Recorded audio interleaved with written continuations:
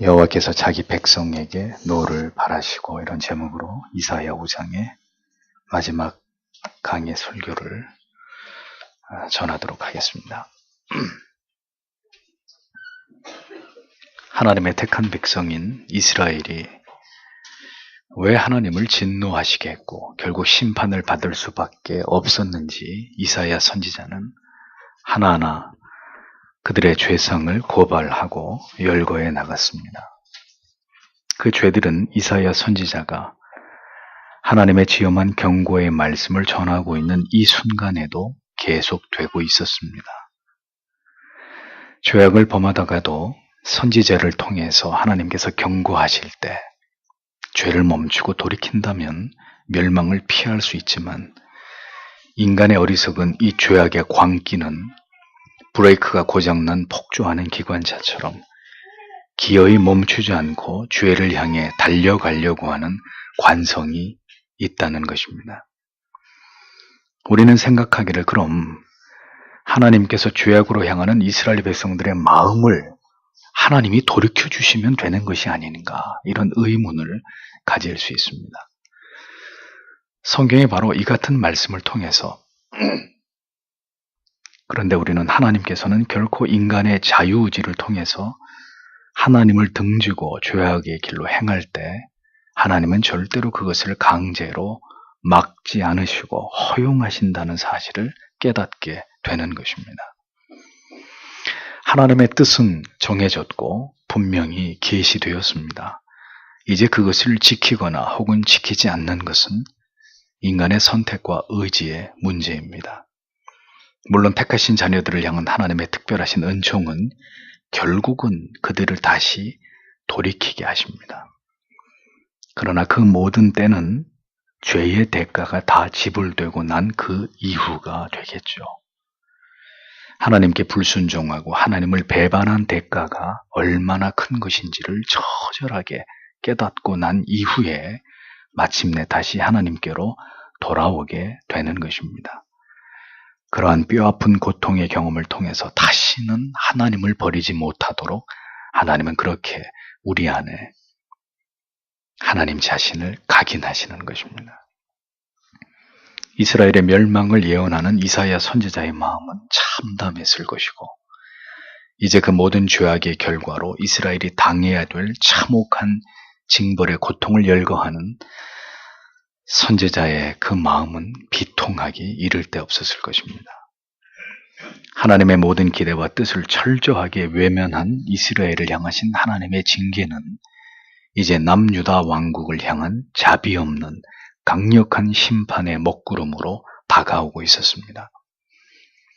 율법을 버리고 하나님의 말씀을 멸시한 그 두려운 하나님의 진노하심의 대가가 무엇인지 성경은 그것을 자세하게 증거하고 있습니다.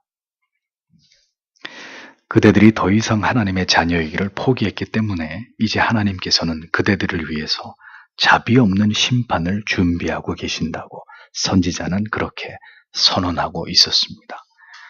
이제 그 결말을 보십시오. 25절에 그러므로 여호와의 노하심이 그분의 백성에게 뜨거워졌다. 그리고 그분께서는 그분의 손을 그에게 내뻗으셨다. 그리고 그분께서는 그를 치셨다. 그리고 산들이 진동했다. 그리고 그들의 시체는 거리들의 중앙에서 쓰레기같이 되었다.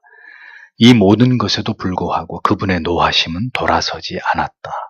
그리고 또한 펼쳐진 그분의 손이라고 직역이 됩니다. 하나님께서 진노하셨습니다. 우리는 그 백성들을 진실로 사랑하시고 오래 참으시고 심판과 징계보다는 돌이켜 사는 것을 기뻐하시는 하나님의 선하시고 인자하시고 자비로운 성품을 알고 있습니다. 그러나 반대로 그 하나님께서 자기 백성들에게 진노하시고 그 노를 바라시고 징계하시는 때도 분명히 있다는 것을 기억해야 합니다. 오늘의 주제는 진노하시는 하나님, 징계하시는 하나님이십니다. 그리고 그 진노의 대상은 세상이 아니었다는 것입니다. 여호와께서 자기 백성에게 노를 바라시고 라고 분명하게 기록하고 있습니다. 자기 백성에 대해서 오래 참으시던 하나님께서 이제 그 자기 백성에게 노를 바라시고 하나님이 직접 그들을 징계하신다는 것입니다. 그토록 사랑했기에 그들의 패역과 타락에 대해서 하나님을 향한 배반과 돌이키지 않는 강팍을 마침내 징벌하시기 위해서, 그들을 고치시기 위해서 하나님이 친히 채찍을 드셨다는 이야기입니다. 히브리서 12장 8절에는 징계는 다 받는 것이오늘 너희에게 없으면 사생자요 참 아들이 아니니라 라고 분명히 기록하고 있습니다. 다시 말씀드리지만 우리가 익히 알고 있는 하나님의 성품은 사랑과 자비와 긍휼과 오래 참으심 등입니다. 이것은 우리가 좋아하는 하나님의 성품입니다. 징계하시고 복수하시고 진노하시고 화를 내시고 심판하시는 하나님의 또 다른 성품의 이면은 우리가 좋아하지 않는, 때때로 외면하고 싶어하는 그런 하나님의 성품이지요. 그러나 신앙은 우리가 좋아하는 진리의 가치 혹은 우리가 좋아하는 하나님의 성품에 대해서만 수용하고 받아들이는 것이 아닙니다. 사랑과 인자하심의 하나님, 모든 죄를 용서하시는 예수 그리스도의 보혈의 은혜에 대해서는 무한히 긍정을 하고 그것을 선호하면서 하나님의 징계와 심판과 죄에 대해서 그것을 꾸짖고 책망하시는 하나님에 대해서는 일체의 거부감과 부정적인 마음을 갖고 마음을 닫아버린다면 그것은 결코 하나님을 올바로 인식하고 깨달아가는 신앙의 모습이 될 수 없는 것입니다. 하나님은 결코 그 자녀들의 죄를 꾸짖으시고 진노하시고 징계하시는 하나님이 아니시라는 생각은 성경에 대한 편협한 우리의 사고일 뿐입니다. 복음의 핵심은 십자가의 사랑입니다. 그러나 그 십자가의 의미의 양면성은 죄인들을 향한 한없는 사랑과 자비와 용서와 무엇보다도 하나님의 죄에 대한 무서운 진노와 공의의 실현이라는 것을 우리는 잊어서는 안 됩니다.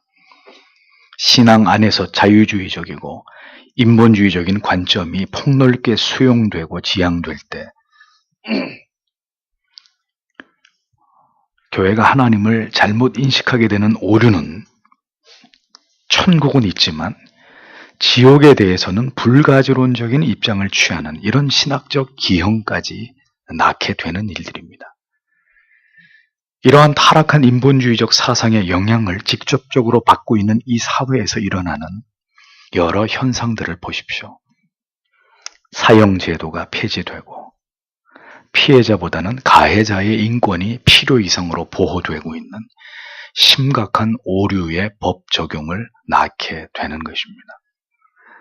엄격한 규율과 질서와 법, 제도들이 모두 무너져버리고 인간의 자율과 행복, 권리만이 중시되는 무질서한 세상이 도래했습니다.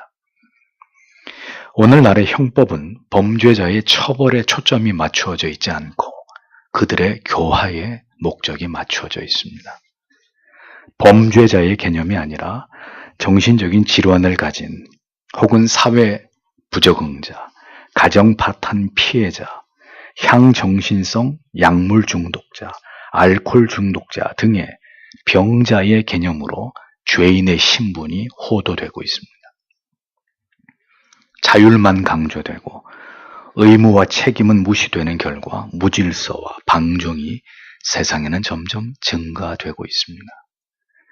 가정과 학교와 이제는 지엄한 군기가 살아있어야 될 군대까지 개인의 자유만을 강조할 뿐 예의법도나 교칙이나 기강은 무시되고 있는 세상이 되어갑니다. 각종 범죄율이 고공행진을 하고 있고 가정과 학교에서 문제를 일으키는 청소년들은 더 늘어나고 있습니다. 그 모든 시작이 인간이 하나님에게서 그리고 추상 같은 진리의 가르침에서 벗어났기 때문입니다. 하나님의 징계와 징벌 등에 대해서 죄와 징계의 개념에 대해서는 극도로 거부감과 부정적인 입장을 취하고 자비, 온유, 용서, 사랑에 대해서만 강조되는 이런 인본주의적 편협함이 이제는 세상뿐만 아니라 신앙에까지 심각한 오염과 변질을 초래하고 있는 세상이 되어버렸습니다. 왜 이런 하나님의 본질적인 속성과 성품에 대한 균형을 벗어난 이런 반감과 거부감이 늘어나고 있는 것일까요? 무엇보다 그리스도인들조차도 왜 성경을 균형 있게 이해하고 받아들이지 않고 우리 자신의 기준과 논리를 따라서 성경의 진리를 왜곡하는 일들이 일어나는 것일까요? 그 이유는 성경에 게시된 복음의 의미를 오해하거나 그에 관해서 무지하기 때문입니다. 또 그 명백한 진리의 도에 내 자신이 복종되지 않으려고 하는 그런 마음 때문입니다. 성경이 말씀하고 있는 모든 진리와 그리고 올바른 원리와 법도에 우리는 순종해야 합니다. 한쪽으로 치우치거나 진리에 대한 객관성을 잃어버리게 될 때 우리는 내가 동의하고 받아들일 수 있는 것만을 진리로 인정하고 그렇지 않은 것에 대해서는 거부해버리는 자기중심적인 위험한 신앙의 오류에 빠질 수 있는 것입니다. 신자는 하나님의 진노하심과 죄에 대한 지엄한 징계를 반드시 기억해야 합니다. 그 하나님의 진노하심을 인정하지 않을 것 같으면 예수 그리스도의 십자가의 대속의 죽으심도 아무런 의미가 없는 것이죠. 죄에 대해서 하나님의 진노하심을 올바르게 이해하고 그것의 두려움을 느껴보지 못한 사람에게 그리스도의 십자가는 단순히 감상적이고 피상적인 가치에 지나지 않을 뿐입니다. 죄에 대한 하나님의 진노하심 앞에서 부들부들 떨면서 자신의 영원한 죽음에 대해서 깊은 두려움에 짓눌리고 그것에 진지하게 사로잡혀 본 사람이라야 십자가를 통한 참된 자유와 행복과 기쁨이 무엇인지를 진심으로 갈구하게 되고 마침내 그것을 발견하게 되었을 때 한없이 하나님 앞에서 자신을 낮추는 겸비한 그리스도인이 될 수 있는 것입니다. 그리스도께서 무엇 때문에 그 치욕과 멸시와 수치와 극도의 육체의 고통과 공포가 기다리고 있는 갈보리 십자가 앞으로 나아가신 것일까요? 신앙은 고요하고 평안함이 전부가 아닙니다. 때로는 깊은 고뇌와 탄식, 혼란과 회의를 통과해 나아가는 과정입니다. 모든 것이 흔들릴 때 과연 무엇이 흔들리지 않는 가치인지를 발견하게 되고 그래서 그것을 견고하게 붙들고 나아가게 되는 훈련입니다. 참된 신앙은 그리스도께서 지불하신 그 모든 고통의 대가는 바로 하나님의 진노하심 때문이었다는 것을 절대로 잊어버리지 않는 것입니다. 견고하게 그 사실을 견지하는 것입니다. 기독교의 구원의 진리는 인간의 죄와 하나님의 진노하심에 대한 올바른 이해 위에 기초합니다. 이 진리가 분명하게 한 영혼 가운데 새겨지지 않으면 그리스도의 십자가의 의미는 사변적이고 시간이 지나갈수록 또 내 삶에 고난이 닥칠수록 현저하게 그 십자가에 대한 감격은 퇴색되고 반감되고 화석처럼 그 어떤 생명의 징후도 느껴지지 않는 몸이 건조한 가치로 전락될 뿐입니다. 그저 우리의 마음을 편안하게 하고 아름답고 사랑스러우며 즐거운 것이 기독교의 신앙의 전부가 될 수 없습니다. 우리가 추구하는 진정한 마음의 평강은 단지 나의 어려운 문제를 해결해주고 고통을 잊게 만들어주는 일시적 마취제 같은 것이 아닙니다. 기독교의 진리는 겨우 이러한 가치들과 문제들을 해결해주기 위한 것만이 아닙니다. 복음은 죄를 다룹니다. 죄에 대한 전능자의 피할 수 없는 진노를 집요하게 죄인들에게 설명합니다. 그리고 난 이후에 그 두려운 진노에서부터 피할 수 있는 유일한 길과 대안을 제시하고 또 제시하는 것입니다. 하나님의 그 불붙는 진노하심이 모든 죄를 용서해 주시고 하나님의 자녀로 삼아주시는 자비와 긍휼과 사랑으로 바뀌게 되는 그 절묘한 은혜가 바로 그의 아들을 구주로 믿고 영접하는 믿음을 통해서라는 것을 가장 정확하고 극적으로 설명하고 강조하는 것이 바로 기독교의 복음입니다. 예수 믿으면 복을 받고 행복해지고 바라는 소원이 이루어지고 자녀들이 잘 됩니다. 이것은 복음이 아닙니다. 모든 마음의 우울함이 떠나고 상처가 치유되고 기쁘고 즐겁고 감사하는 삶을 살아갈 수 있습니다. 이것 또한 복음이 아닙니다. 죄인들에 대해서, 그들의 모든 지워지지 않는 수많은 죄악들에 대해서 오늘도 이글이글 타오르고 있는 하나님의 진노의 잔을 피할 수 있는 유일한 길이 예수 그리스도께서 나의 모든 죄를 대속하신 그 구주 메시아이심을 믿고 나의 모든 죄를 회개하는 것뿐이라는 성경이 말씀하고 있는 이 진리의 정수를 가감없이 선포하는 것이 바로 복음입니다. 여러분, 공생애를 시작하신 주님께서 처음으로 증거하신 그 첫 마디의 복음이 무엇인지를 기억하십니까? 마태복음 4장 17절에 이때부터 예수께서 비로소 전파하여 가라사대 무엇이었습니까? 회개하라. 회개하라. 천국이 가까웠느니라 하시더라. 예수 그리스도의 오심을 예비했던 예수님 앞에 그 직전에 활동했던 세례 요한, 그의 메시지는 무엇이었습니까?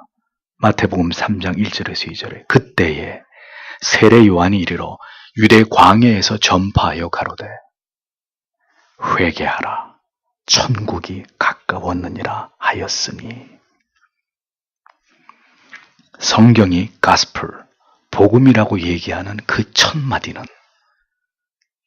예수 믿으면 행복해지고 잘 살고 기쁨이 넘칠 것입니다가 아니었습니다. 요한의 메시지와 그리스도의 메시지는 절대로 다르지 않았습니다. 복음은 달콤한 축복과 위로와 다 잘 될 것이라는 희망의 메시지가 아닙니다. 회개하라. 지금 죽음이 임박해오고 있다. 천국과 지옥이 그대들에게 다가오고 있다. 그것이 복음입니다. 회개하라는 말은 사실 죄인들에게 듣기 좋은 소리가 아닙니다. 다만 죄인들에게 반드시 필요한 말씀일 뿐입니다.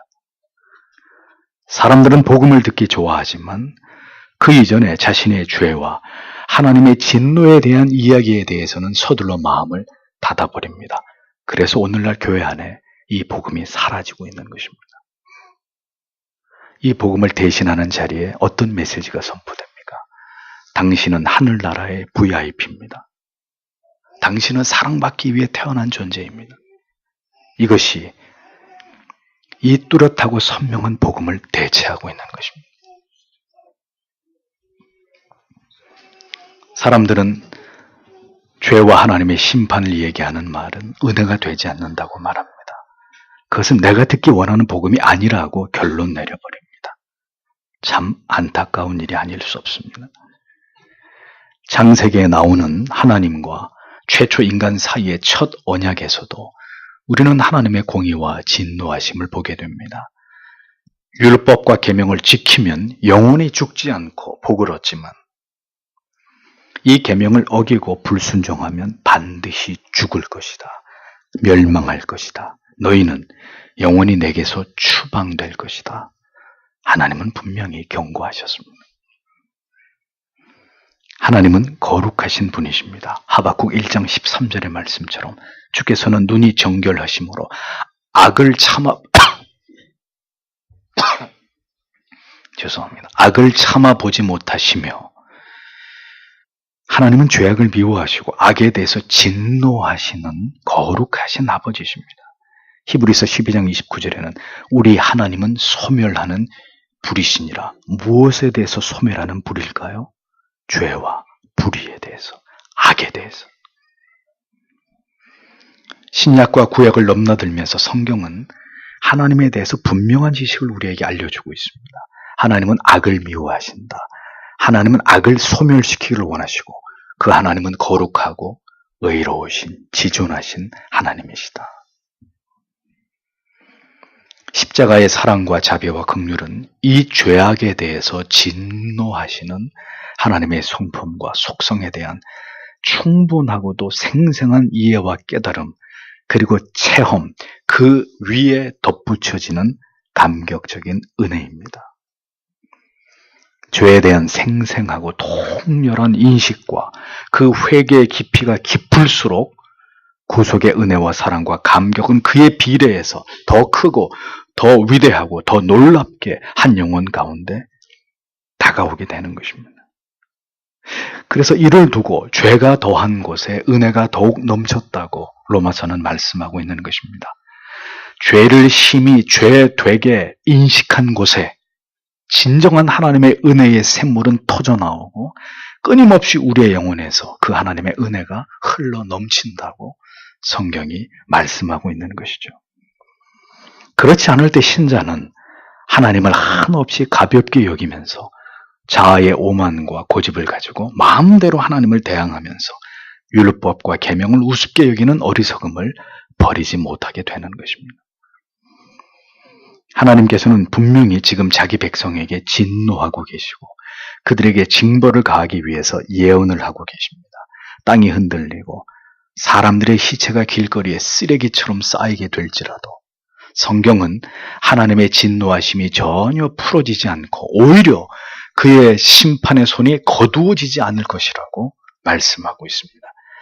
한글 성경에는 생략되어 있지만 원문에는 이 모든 것에도 불구하고 그의 노가 돌아서지 아니하였고 그 손이 오히려 펴졌느니라 이렇게 기록되어 있습니다. 자기 백성을 향하신 하나님의 진노의 결과는 강력하고 지속적이고 끔찍한 것이었습니다. 이미 심각한 징계를 이스라엘이 받았음에도 하나님께서 그 진노를 그치지 않으시겠다고 말씀하시는 이 두려운 하나님의 모습을 보십시오. 오래 참으시던 하나님께서 진노하실 때 그 진노의 불꽃은 쉽게, 절대로 쉽게 꺼지지 않는다는 것을 우리는 기억해야 합니다. 아들을 제물로 삼으시기 전까지 인간들의 그 어떤 죄도 용납하지 않으시고 용서하지 않으신 하나님이셨습니다. 그래서 수없이 많이 피를 흘리면서 각이 떠지고 태워진 그렇게 희생된 양과 소와 비둘기들의 죽음이 우리에게 그것을 옹변하고 있는 것이죠. 왜 하나님께서 진노를 거두지 않으시고 이스라엘을 향하신 심판의 손을 계속 펼치는 것일까요? 그것은 그들이 돌이켜 회개하지 않았기 때문입니다. 하나님의 진노를 급격히 누그러뜨리는 것은 바로 회개입니다. 깨닫고 돌이켜 회개함으로 하나님께 엎드려 자비와 긍휼을 구하는 것입니다. 하나님은 치료와 용서와 회복의 하나님이십니다. 그러나 이는 반드시 자기의 죄를 깨달아서 회개하고 돌이킨 자에게 해당되는 것입니다. 주께서는 한편 강도의 돌이킴에 대해서 당신의 나라에 임하실 때 자기를 기억해 달라는 그 마지막 간절한 요청에 대해서 오늘 내가 나와 함께 낙원에 있으리라 라는 가장 감격적인 말씀으로 그 죄인에게 더함이 없는 긍휼과 자비를 베풀어 주셨습니다. 돌이키지 않을 때 하나님께서는 단회적 고통과 징벌이 아닌 지속적인 고통을 가하십니다. 손이 펴지다라는 이 펴지다 이 동사가 현재 분사로 기록되어 있습니다. 이것은 하나님의 맹렬한 진노가 멈추지 않고 계속해서 이스라엘 위에 부어질 것을 의미하는 것입니다. 돌이키지 않을 때, 회개하지 않을 때 징계는 계속되고 심지어 더 강화되기까지 합니다. 하나님의 진노는 지진으로 나타났고 이미 많은 수의 유다 백성들이 그들이 죽는 것으로 그들의 시체가 온 땅을 뒤덮는 것으로 이루어질 것이라는 예언이 분명히 기록되어 있습니다. 그러니 이 재앙이 통제불능의 심각한 수준이 될 것이라는 것을 보여주고 있는 것이죠. 그런데 하나님의 징벌은 여기서 그치지 않습니다. 26절에서 28절을 보십시오. 그리고 그분께서 멀리 있는 민족들을 위하여 깃발을 세우실 것이다.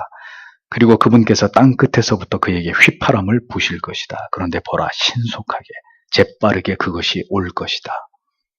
그 중에서 곰핍한 자가 없고 넘어지는 자가 없다. 그는 졸지 않는다. 그리고 그는 지지 않는다. 그리고 그의 허리들의 띠는 풀리지 않았다. 그리고 그의 신발들의 끈은 찢어지지 않았다. 날카로운 그의 화살들, 그리고 당겨진 모든 활들, 그의 말들의 굽들은 부싯돌같이, 그리고 그의 바퀴들은 회오리바람같이 인식되었다. 이렇게 번역이 됩니다. 하나님께서는 이제 하나님을 버린 이스라엘을 징계하시기 위해서 강력한 이방 나라들의 군대를 사용하시기로 했습니다. 길을 세운다는 의미는 전쟁에서 지휘관이 명령을 하달할 때 깃발을 세워서 그것을 표시했듯이 하나님이 직접 깃발을 세워서 이방 나라들로 하여금 이스라엘을 공격하도록 명령을 내리실 것이라는 의미입니다. 휘파람 역시 사람을 부를 때 사용하는 신호이죠. 이사야는 하나님께서 이스라엘에 대한 심판과 징계를 집행하시기 위해서 이방의 강력한 나라들을 그렇게 신속하게 불러들일 것이고, 그러면 그들은 지체하지 않고 즉시 달려올 것이라고 예언하고 있습니다. 이스라엘이 하나님을 버릴 때 하나님께서는 이방의 나라들을 불러서 하나님을 버린 이스라엘을 심판하시는 도구로 사용하십니다.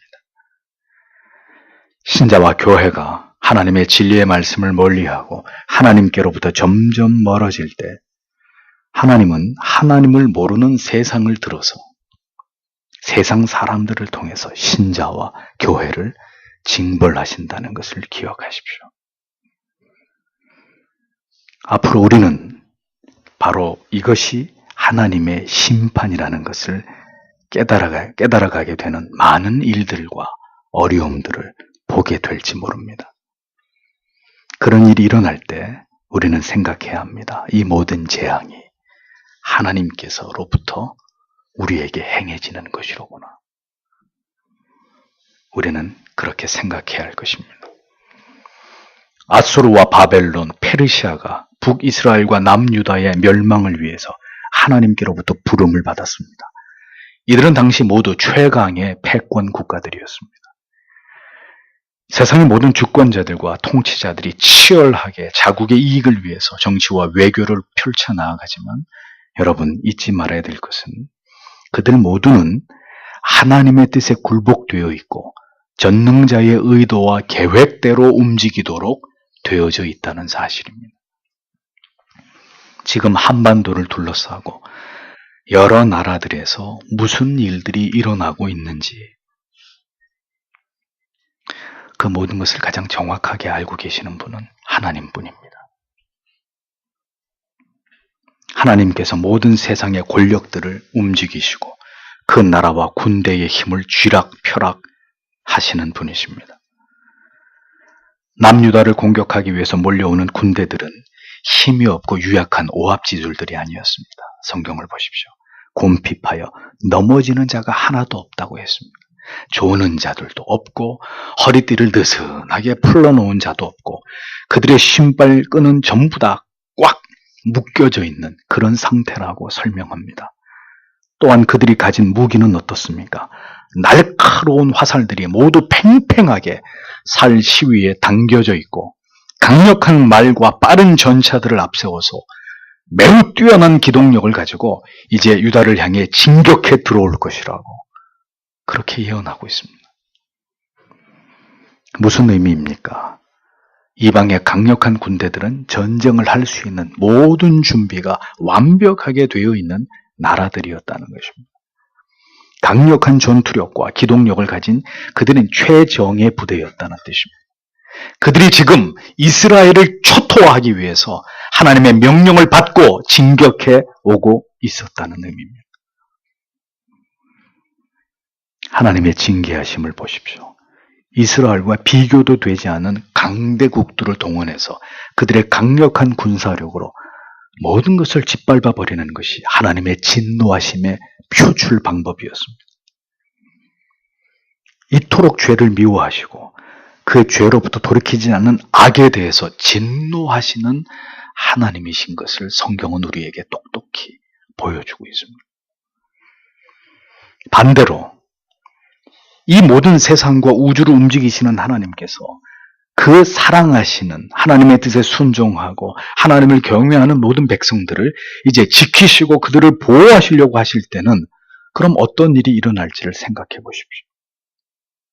생각지 못한 나라들을 통해서 강력한 힘을 가진 사람들을 통해서 하나님이 자기 백성들을 도우시고 보호하시고 지켜내시지 않겠습니까?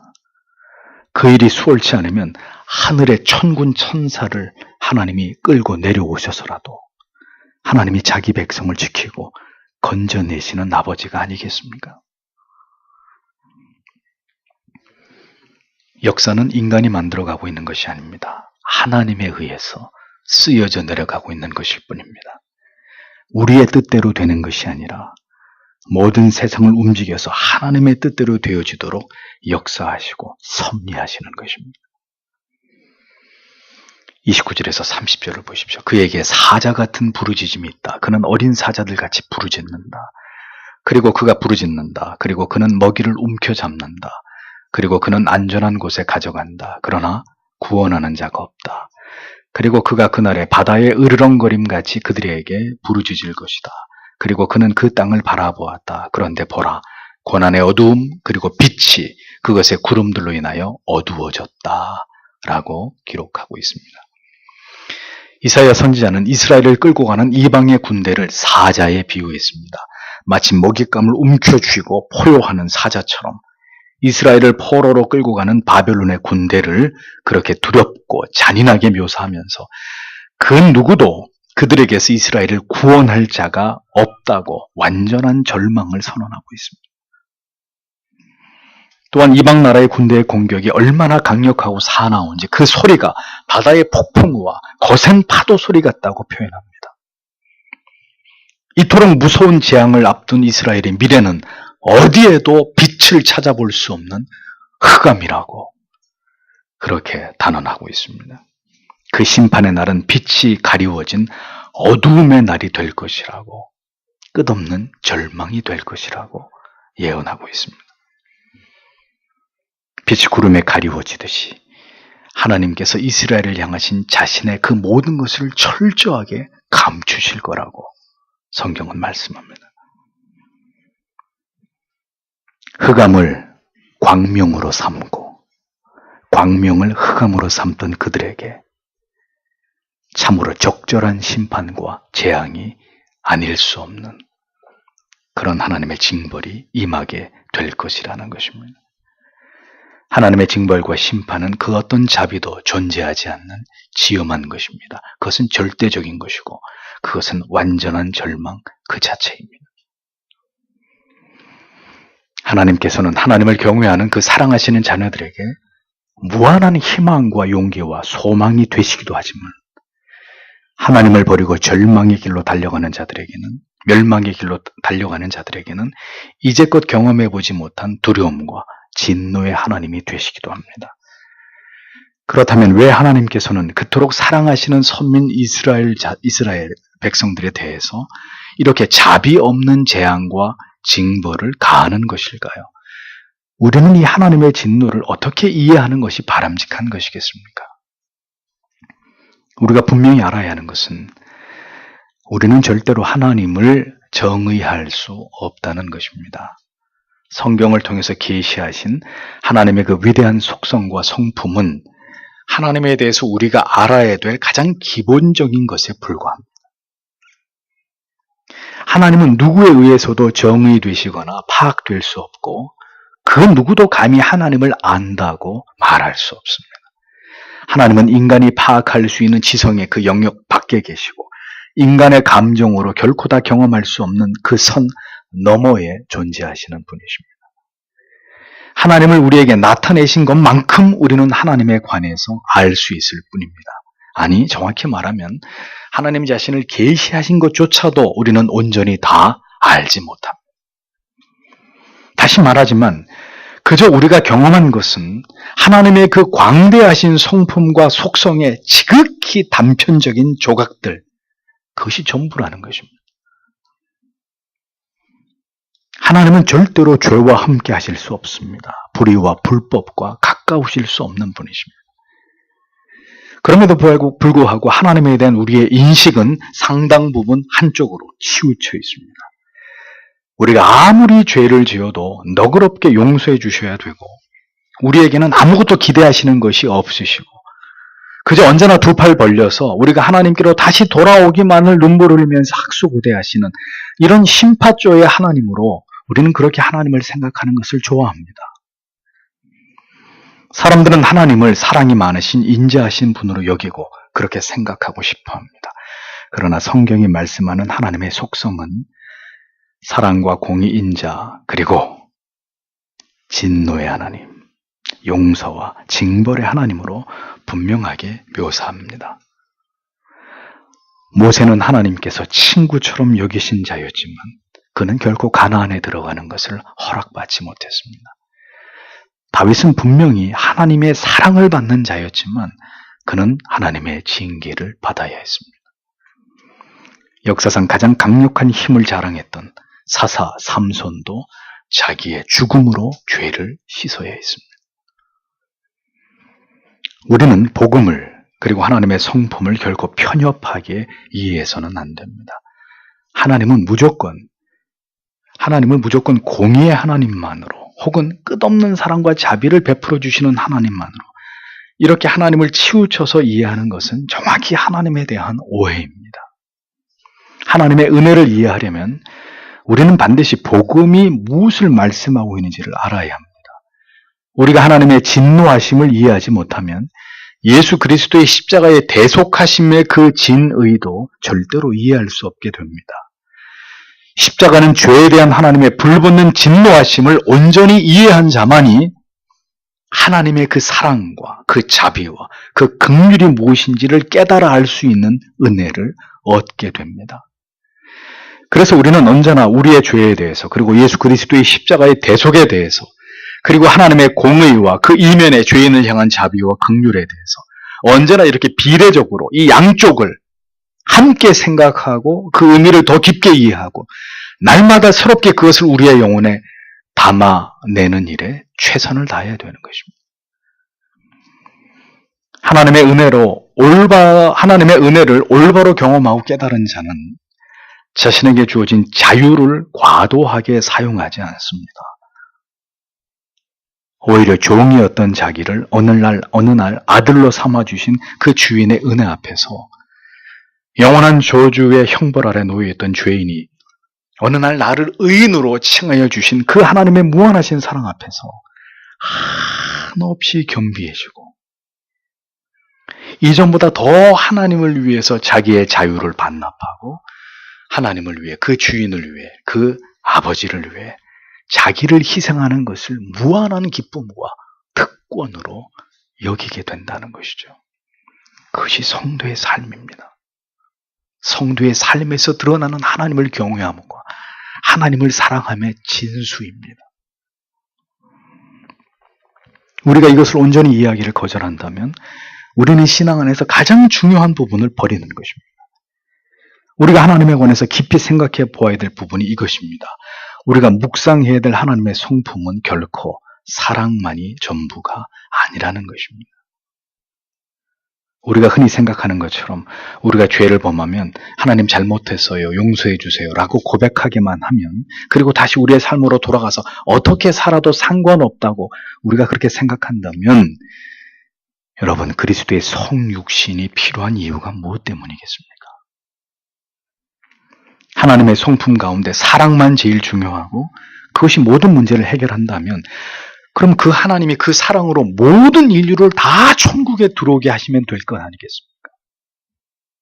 그런데 왜 아들을 통해서 그 아들을 믿는 믿음을 통해서 하나님이 택자들만을 구원하려고 하셨겠습니까?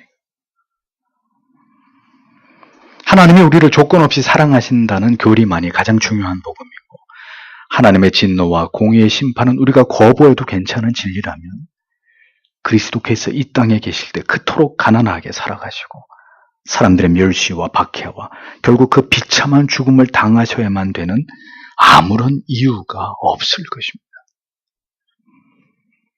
사랑의 하나님께서 왜 십자가 위에 매달려 있는 자기의 아들을 외면하셔야 했을까요? 또 주께서는 단번에 그것으로부터 벗어나실 수 있는 그 모진 십자가의 형벌을, 고통을 왜 견뎌내셔야만 했을까요? 이 모든 질문에 대한 오직 한 가지의 답변은, 그것은 죄에 대해서 진노하시는 하나님의 성품 때문이었다는 것입니다. 그 하나님의 진노를 푸는 길은 아들을 통한 모든 하나님의 택하신 백성들의 대속뿐이었기 때문입니다. 갈라디아서 4장 4절에서 5절은 기록하기를, 때가 차매 하나님이 그 아들을 보내사 여자에게서 나게 하시고 율법 아래 나게 하신 것은 율법 아래 있는 자들을 속량하시고 우리로 아들의 명분을 얻게 하려 하심이니라 라고 기록하고 있습니다. 왜 하나님의 아들이 이 땅에 오셨는지, 그가 왜 십자가에 죽으셨는지, 그 이유에 대해서 성경은 오직 한 가지 설명만을 하고 있습니다. 그것은 죄로 인해 모든 인류가 율법 아래서 멸망당할 수밖에 없게 되었기 때문이라는 것입니다.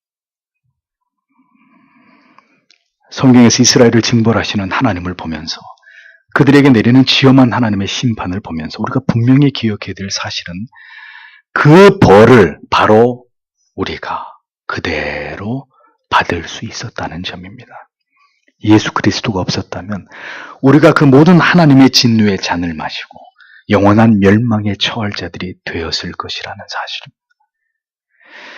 그러므로 여러분에게 분명하게 강조하는 바는, 하나님의 사랑을 더 크고 더 깊이 더 열렬하게 경험하고 깨닫기 위해서 우리가 반드시 간구하지 말아야 될 것은, 죄에 대해서 불붙는 하나님의 진노하심에 대해서도 깊이 묵상하는 것이라는 겁니다.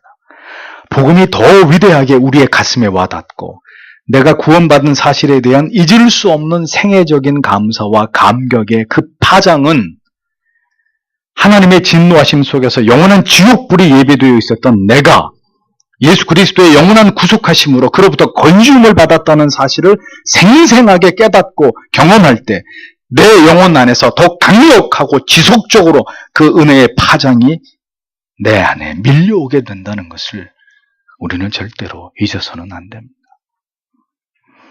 바울은 로마서 3장 25절 26절에서 이 부분을 분명하게 설명합니다. 이 예수를 하나님이 그의 피로 인하여 믿음으로 말미암는 화목제물로 세우셨으니, 이는 하나님께서 길이 참으시는 중에 전에 지은 죄를 간구하심으로 자기의 의로우심을 나타내려 하심이니, 곧 이때라 자기의 의로우심을 나타내서 자기도 의로우시며 또한 예수를 믿는 자를 의롭다 하려 하심이니라 라고 기록하고 있습니다. 이 말씀이 의미하는 바가 뭡니까? 죄에 대해서 진노하시는 하나님께서 또다시 그 죄를 용서하시는 문제에 대해서까지 지대한 관심을 가지셨다는 것입니다. 세상을 창조하시는 것은 하나님에게 아무 문제가 아니었습니다. 그것은 하나님의 외마디 말씀들을 통해서 얼마든지 가능한 일이었습니다. 그러나 범죄한 인류가 용서함을 받는 문제는 그렇게 간단한 것이 아니었습니다. 공의로우시고 의로우신 하나님께서 어떻게 죄를 용서하실 것이냐, 어떻게 그 죄를 없게 만들 수 있다는 것이냐. 본질상 거룩하신 하나님께서는 죄와 분리되어 계시는 분이신데 어떻게 죄를 범한 인간을 다시 하나님께로 끌어당길 것이냐. 하나님의 공의와 정의가 죄에 대한 징벌과 심판을 요구하고 있었기 때문에 이것은 하나님의 사랑만으로는 절대로 그냥 해결될 수 없는 그런 문제였다는 것입니다. 죄는 하나님을 모욕하고 하나님을 멸시하는 것이기 때문에 당연히 하나님께서는 응당의 조치를 취하셔야만 했던 것이죠. 누구에게? 범죄한 인간들에게. 그러나 그때 하나님의 또 다른 성품인 사랑이 작동한 것입니다. 하나님의 공의와 사랑이 불꽃 튀게 부딪히는 상황이 된 것이죠.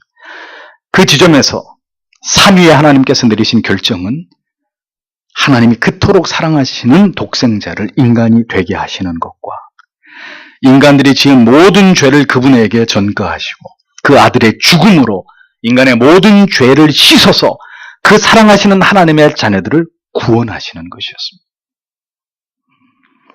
그 아버지의 결정에 대해서 아들은 내가 여기 있나이다, 나를 보내소서라고 기꺼이 순복하셨고, 생사를 넘나드는 그 모든 육체의 고통 속에서도 아들은 나의 원대로 마옵시고 아버지의 원대로 하옵소서 라고 부르짖으면서 그 고난의 잔을 모두 받으셨습니다. 그 고난의 정점에서 주께서는 나의 하나님, 나의 하나님, 어찌하여 나를 버리시나이까 라고 절규하시면서 하나님의 그 진노의 끝은 바로 완전한 버려짐이라는 것을 선명하게 증명하셨습니다. 영원히 버려짐, 영원한 하나님과의 단절, 영원한 지옥에 버려짐, 그것이 우리의 운명이었습니다. 그것을 뒤집은 것입니다. 그 진노의 불을 끄신 것입니다. 그것이 예수 그리스도의 십자가입니다. 그리고 성령은 그 일을 한치의 틀림도 없이 정확하게 구원받아야 될 하나님의 백성들의 영혼 가운데 그 구원을 적용하셨고 지금도 그 일들을 이루어가고 계십니다. 누군가는 그 진노를, 그 저주를 감당하셔야 했습니다. 이사야 시대의 이스라엘은 속수무책으로 그들의 죄로 인해서 징벌을 받아야 했지만 우리는 아닙니다. 예수 그리스도 안에서 그런 믿음으로 모든 죄를 사함받은 우리들은 영원히 그 징벌과 멸망의 심판에서 피할 수 있게 됐습니다. 이것이 바로 하나님의 공의를 만족시키면서도 영원히 죄인들을 구원으로 부르고 건져내시는 사랑이라고 성경은 말합니다. 죄인들을 향한 하나님의 공의의 진노의 불을 끄신 방법이라고 성경은 우리에게 소개하고 있습니다. 십자가는 하나님께서 그토록 우리를 사랑하셨음을 말하지만 그 이면에는 하나님의 공의와 죄에 대해서 진노하시는 하나님이신 것을 분명하게 드러내고 있습니다. 결코 이 부분을 그냥 지나치지 않으심을, 그 정의로우신 성품을, 그 정당한 진노하심을 지켜내시는 그 하나님의 올곧은 성품을 분명하게 드러내고 있는 것입니다. 진노가 저절로 꺼지는 것이 아닙니다. 아들이 가장 처참한 죽음으로써 그 값을 대신 지불하심으로 그 진노가 사라진 것일 뿐입니다. 우리의 죄 때문에 우리가 마땅히 받아야 될 심판과 그 멸망에서 우리를 구원하시기 위해서 어떤 대가가 지불되었는지를 선명하게 인식하기 전까지 죄인들의 입에서 하나님의 사랑과 자비를 논하는 것은 우리에게 허락된 일이 아닙니다.